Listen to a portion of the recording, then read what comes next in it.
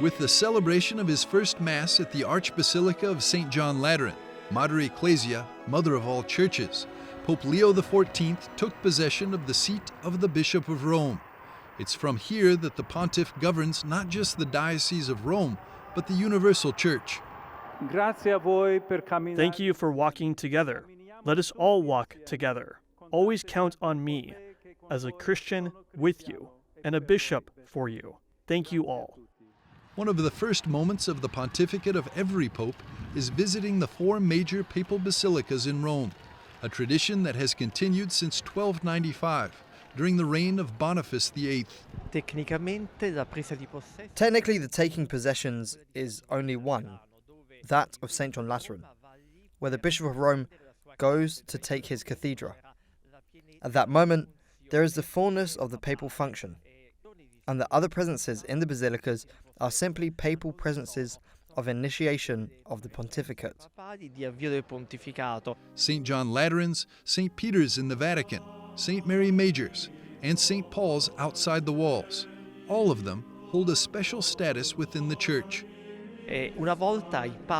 Once the Pope, in order to go to take possession of the Lateran, would start from St. Peter's, which was the place of the spiritual abode of the popes, and from there, going through the city, passing by the capital, which was the seat of the Pope's civil power, he would come to St. John Lateran.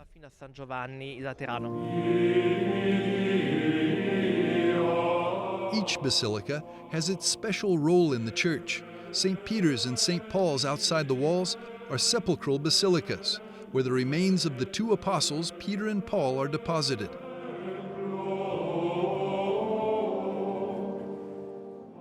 It was in St. Peter's Basilica in the Vatican that Pope Leo XIV inaugurated his ministry as Successor of Peter on May the 18th, with the 2 elements that mark the beginning of the pontificate, the papal pallium and the fisherman's ring.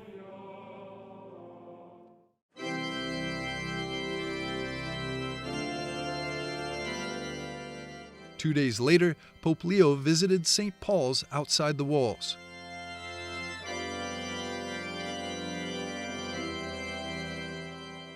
St. Paul, together with St. Peter, is the column of the Christianity.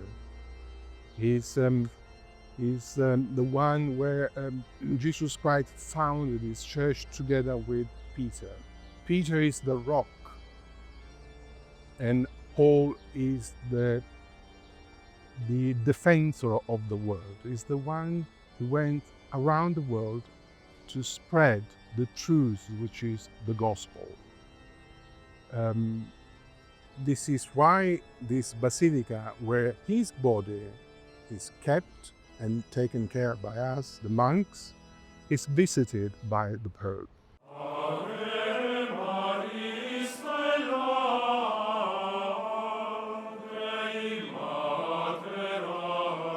St. Mary Major, on the other hand, is a story apart from the others. It's not the sign of the bishop's papal power, nor of apostolic succession, but it is one of the oldest churches dedicated to Mary, after the Council of Ephesus in 431. The visit to St. Mary Major's Basilica, where Pope Francis used to go, and where he is buried, manifests the Pope's Marian devotion. Leo XIV came here after the solemn Mass in St. John Lateran to venerate the most famous icon of the city of Rome, the Salus Populi Romani.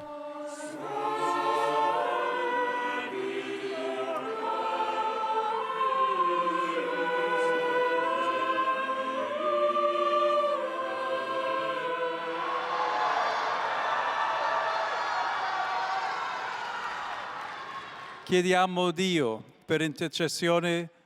We ask God through the intercession of His Blessed Mother to bless all of you, your families, your loved ones, and help us all to walk together in the Church, united as one family of God. The Pope's presence in the papal basilicas during these first days of his pontificate was not only very important, but also highly symbolic. The most important symbol of all the basilicas is enshrined in St. John Lateran, and it is precisely from the cathedra of the Bishop of Rome, a cathedra that only he can use and no one else. In the other basilicas, we had other signs. At St. Peter's, the tomb of Peter, where also the pallium that will be entrusted to future archbishops are kept. At St. Paul's, we have the reliquies of Paul's chains. At St. Mary Major, the strong Marian presence and the image of Salus Populi Romani.